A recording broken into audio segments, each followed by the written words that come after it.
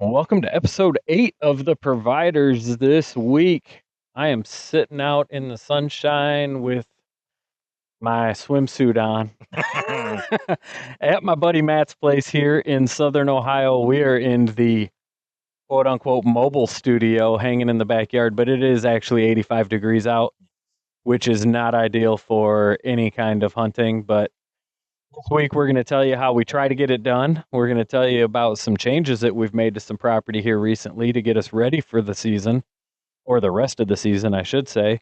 And then Matt is going to fill us in on a really cool story about how he acquired an awesome little piece of hunting property down here in Southern Ohio.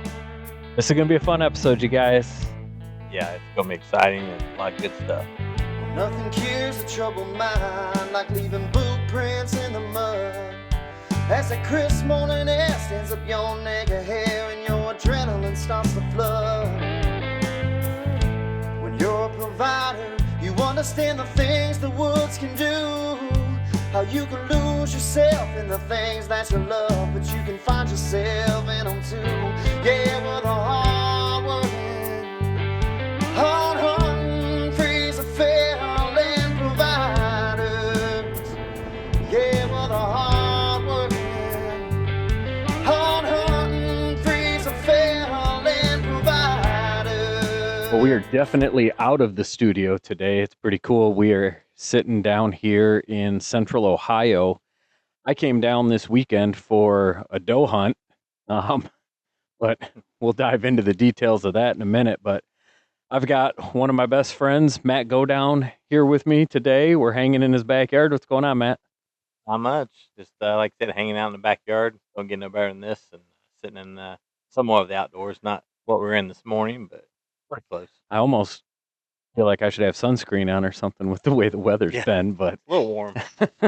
so I came down this weekend. What I've done, what are we at? Like probably 6-7 years of this now, I feel like, where I've kind of Yeah. come down that first week. Usually like the first weekend in October, we kind of do a little brief hunt. Trying to target a couple does, or if we've got some bucks patterned. We've never killed a buck this weekend, but we definitely try it. Yeah, I killed a buck the weekend after this. I think came in. Remember, we set that stand, hunted it, and I killed my buck the next day. I think That's It right. was early Yeah, season. that's right. And this is at a property that you actually don't own. It's property you've got permission on. And fortunately, the landowner's nice enough to give a Michigan boy permission to hunt on it with you. So with a little bribery. right. But I think something really cool that the listeners would like to hear is the backstory to all of this. So actually, when Steve, Ron, and I had Providers television show, Steve and Ron went out of state to Kentucky, I believe, had an absolutely miserable hunt. I mean, they did not have fun at all. Probably got taken for a little bit of money, and that was the first out of state experience. Well, your buddy Jay, his brother watched the show and actually reached out to us, I think on social media, and said, "Hey, if you guys want to come down to Ohio next year, we've got a cabin, we've got quads, we've got a place to hang deer, we've got hunting property. Why don't you guys come on down?" And Steve, Ron, and I were all like, "What is this? Like, is this too good to be true? What's the catch?" And to find out, we drive down and meet up with Jay and Matt, and we stay at Matt's hunting cabin, which is on a sweet piece of property. And I think the story of how you acquired this piece of property is one that I got to hear. So yeah, it's a cool one to tell. Honestly, like it was 2012, and kind of ended 2011. Um, Grew up in Ohio, obviously. I grew up going down to Southern Ohio, close to where the cabin is. Going to church camp, and always said, "Man, I'd love to live down here and hunt down here because it's not flat like the rest of Ohio. I swear you're in Tennessee." So as the Michigan boys figured out, it's not flat. No. That's a whole nother story. But But anyways, I fell in love with that area when I was younger. Said it'd be always cool to own property down there. Never thought it would happen, but anyways, long story shorter, my buddy Jay, his brother lived down there, and would go down and hunt with him a little bit, and then Jay actually acquired a property down that way, and back and forth, I went down hunting with him at his property for a few years, and then the property we own now actually came on the market. So I was like, man, this is awesome. Let's try to get this. Me and my wife talked about it. She said, that's fine. Let's try it. They were asking, I don't know, it was 80 or $90,000, I think, something like that. It was pretty substantial. For how many acres? 33 and a half. And I was like, well, I think we can make this happen though. So we are like, let's go to the bank and see what we can get done. And then we found out that if you're not living there, it's not your full time residence. You got to have 20% down. And we're like, there's no way. So we thought that property was done.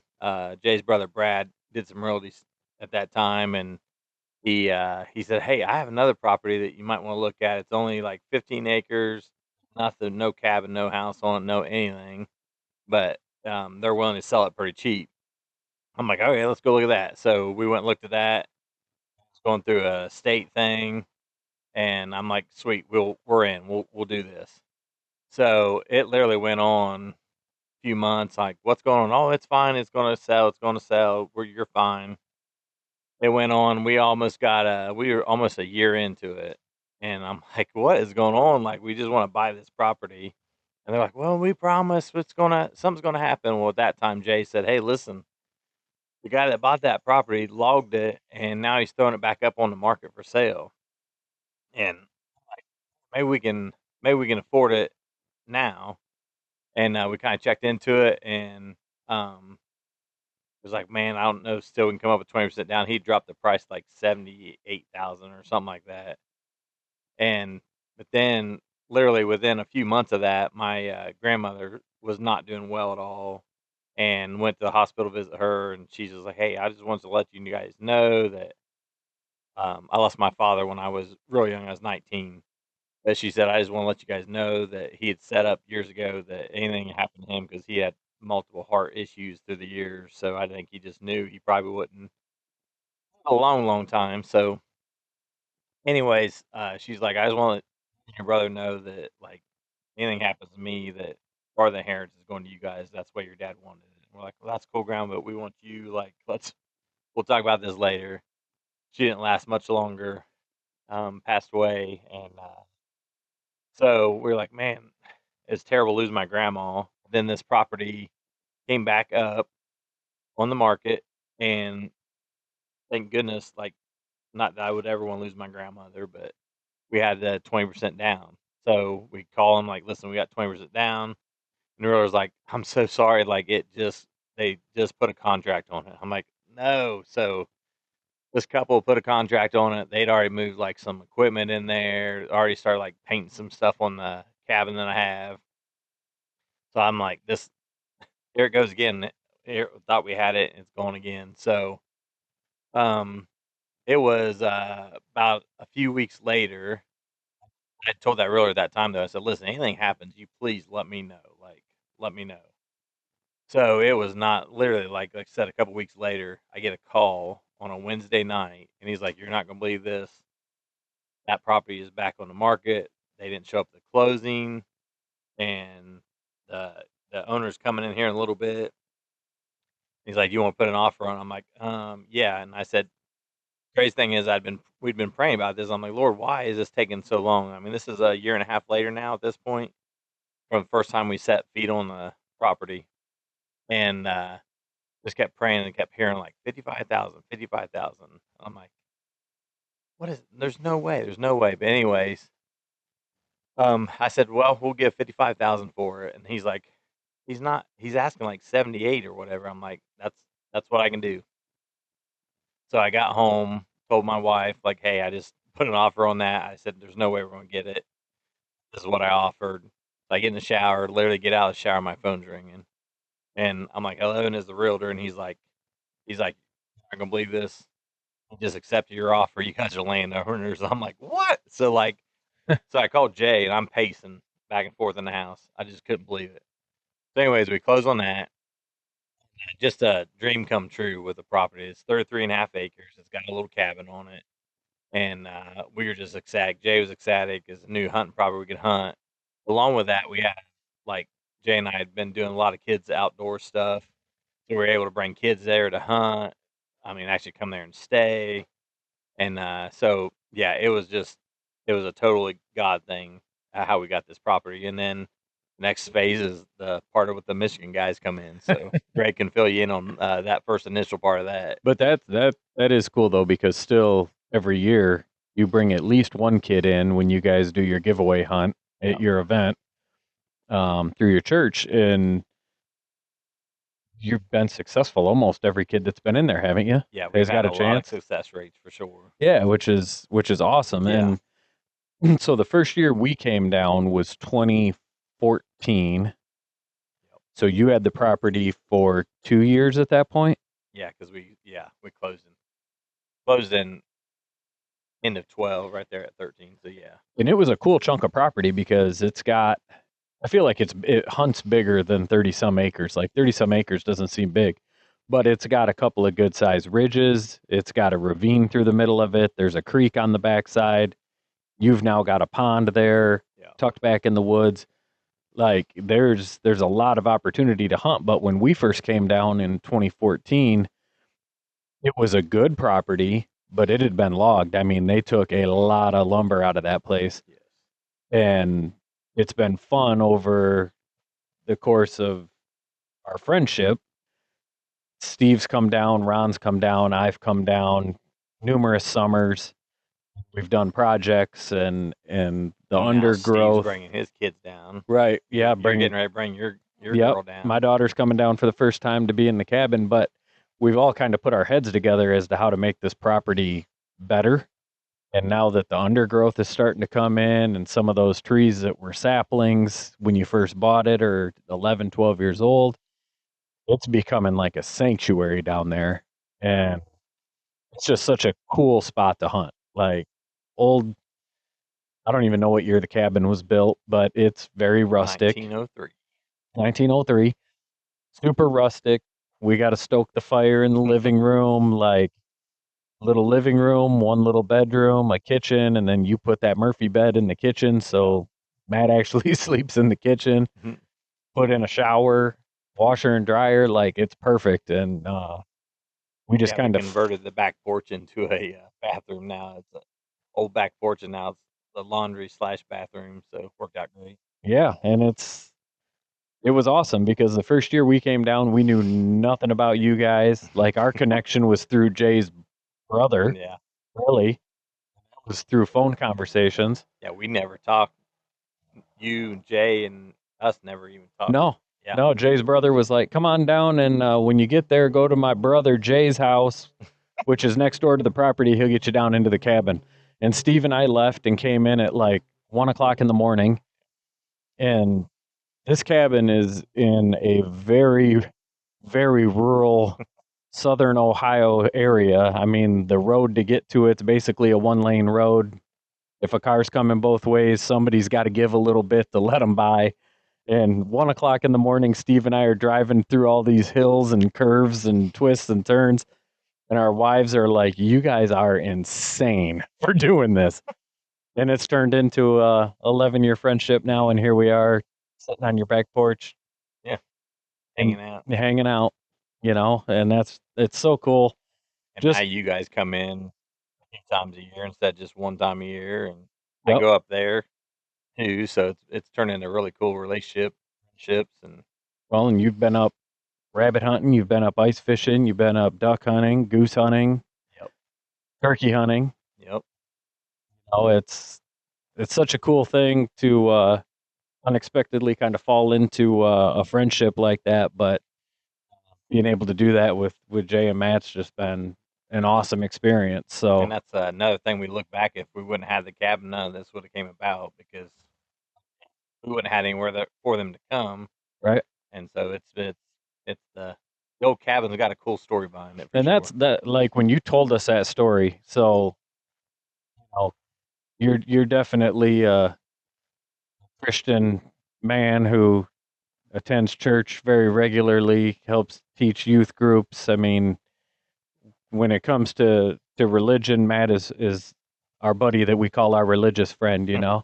And I it's gotta not keep that these guys in line. it's not that we aren't religious, but Matt is very much so religious. And when he tells that story about how, you know, him and his wife just praying to God that something's going to happen with this property, and then this like flat out miracle comes around, not only the price that you get it, but the fact that it's under contract and the contract falls through right at the same time that you fall into some extra money, you know, due Yeah. to family situations. Like the whole thing is like this divine intervention. And then we look at it as, and all of that led to us becoming friends. Mm-hmm. Like it's just such a cool story Yeah. to live, you know. Every Yeah. time I come down here, it's kind of just like Ohio's my fairy tale world Yeah. where I wish I lived down here all the time. But um And let me just clarify: I'm not a religious guy. I'm a Christ follower. So yeah, all right. there's a million religions out there, but yes, Christ is my one and only. So All right. And so that's the property we call that the southern property, right? That's Matt's property. Mhm. But then Matt actually lives more central Ohio and has a property here that he's got permission on. How many acres is that? 50 on one side, 150 on the other, and we're allowed to hunt the 150 on this side. And it's awesome. It's like it's a big field on the east side, a big field on the west side, and then a creek bottom that runs north to south, and just travel corridors for these deer. So I've been coming down and hunting that property quite a bit with Matt. So I came in this weekend thinking, hey, we're gonna do a doe patrol.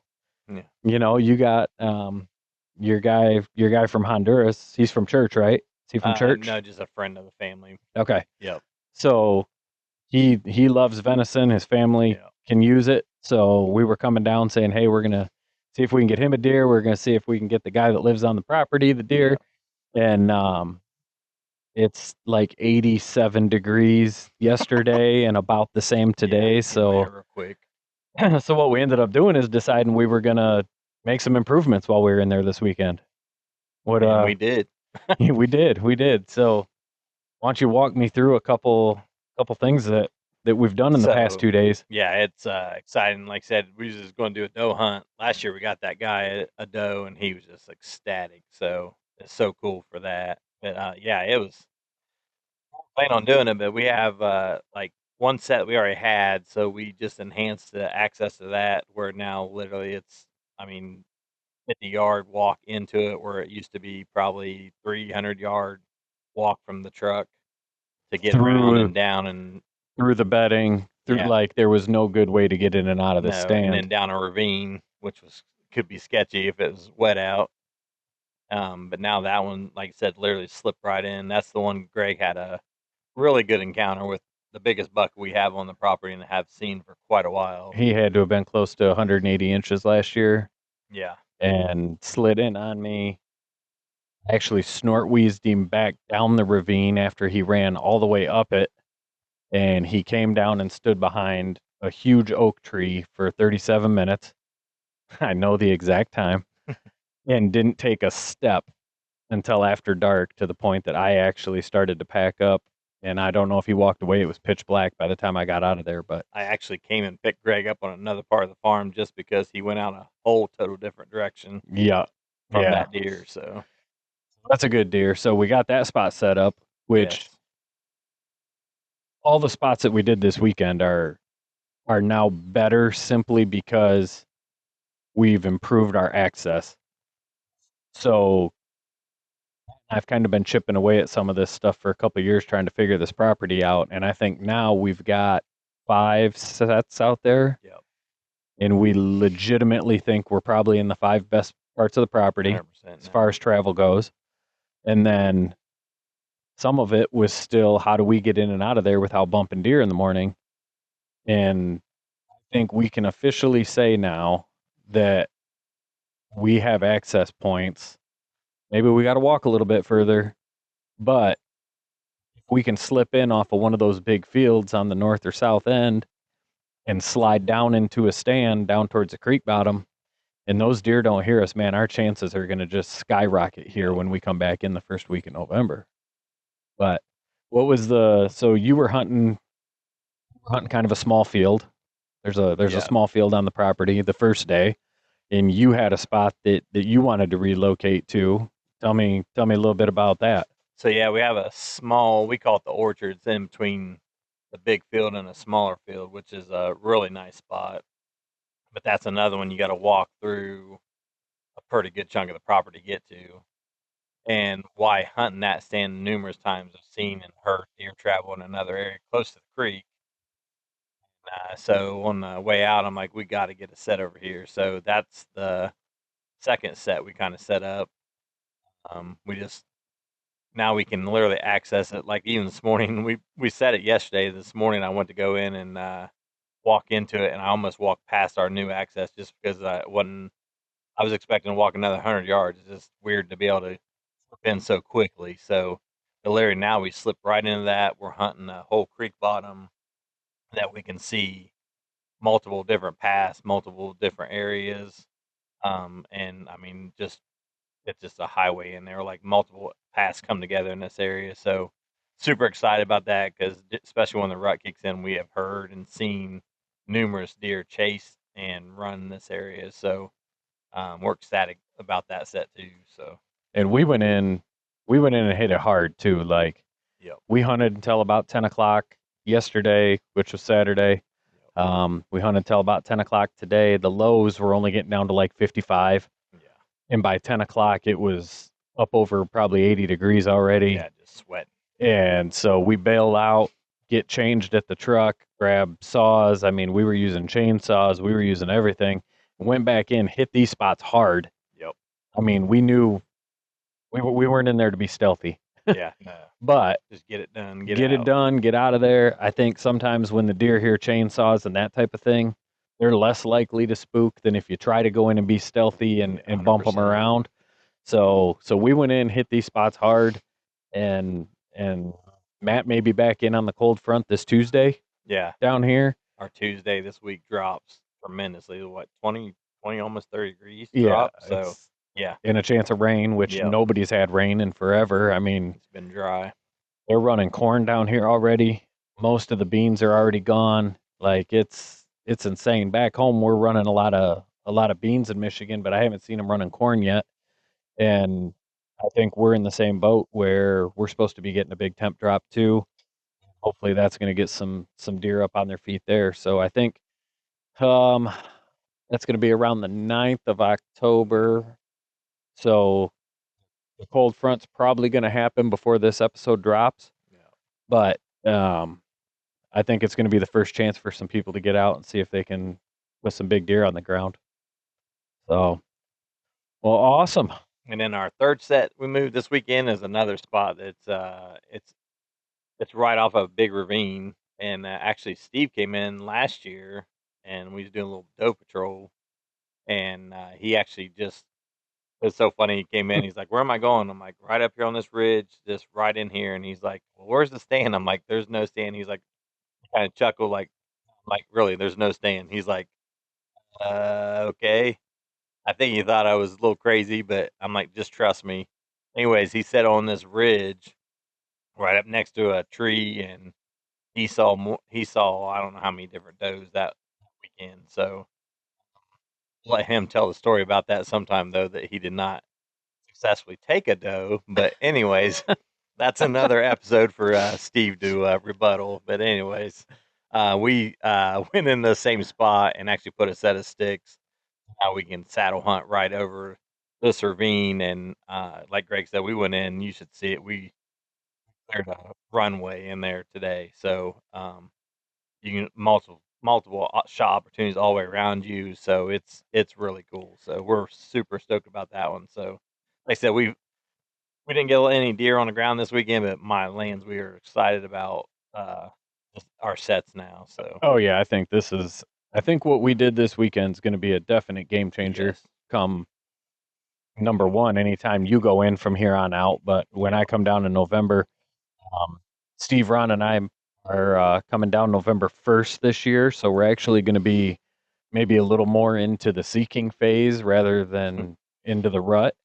And I'm hoping these bucks are going to be up on their feet, because the way this property hunts, it's just a funnel as far as deer movement running along the edges of those creeks.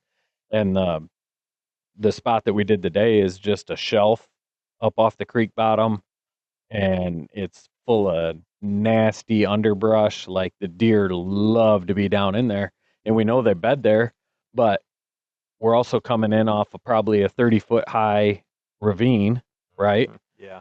And we're only coming 10 to 12 feet down the ravine straight in from the top side. Any deer down in that bottom's going to have no clue that we're even set up on them. And come daylight, it should put us right in the money spot. So hopefully good things to come. You're probably going to put a monster on the ground before I come down anyway. Yeah, I'd say this year I'll take one out before you come in. I'll film you. Yeah, that'll work. That'll work. I'll take that. Well, I think that's probably going to do us for this week. That was a lot. I got a long drive home. I got 4 hours yet to get back home. So, but we'll get Matt on another episode here for sure. And, hopefully when we get everybody together down here in November, we'll have Steve, Ron, Jay, Matt, Logan, see if we can get a microphone in front of everybody. That should be interesting episode with all of us together. That's not going to be good. One of them that Matt's not going to let his family members listen to. Yeah, there will be a leaf turning event during that, which we'll have to expand on that later on too. But you'll probably see a leaf. I got a lecture from Matt's wife Kendra, because she's a non-hunter, but she is a good friend. So she's trying to get caught up on the podcast, just listening to all the insanity that Steve and I talk. Yes. And we walk in from hunting yesterday, and she's giving me crap about episode 3, where I'm talking about, and those are just the kids that we know we have. Not good. She's like having a second wife when I'm away from home. So yeah, her and Erica probably will have some stuff to say about that, I'd say, coming up. Oh, I'm sure. So we definitely got to get some wives on here and see the other side of this, especially the episode talking about when they came down the first time. The wives were on both sides not agreeable. Like, these guys are coming from where? You don't even know them. And Greg was hearing the same on his side. So. Oh, yeah. Yep. So, well, all right, buddy. It was good hanging out. It was a good weekend. Yeah, great weekend. Getting in here to the middle part of October. Game on. Yep. One of my favorite times to hunt. Yep. So we'll cover that part in another episode, though, because I don't think the October lull is a real thing. No. So, all right. Well, thanks for tuning into this week's episode of The Providers. If you guys want to send us any questions or comments, go ahead and do that at our Gmail address, theproviderspodcast@gmail.com. Go ahead and send us anything you want to there. Make sure you're checking us out on Facebook, Twitter, Facebook, X, and Instagram. And you can always check us out if you want to see the video version of this podcast on the YouTube channel. So until next time, good luck out there hunting. See ya. Yeah,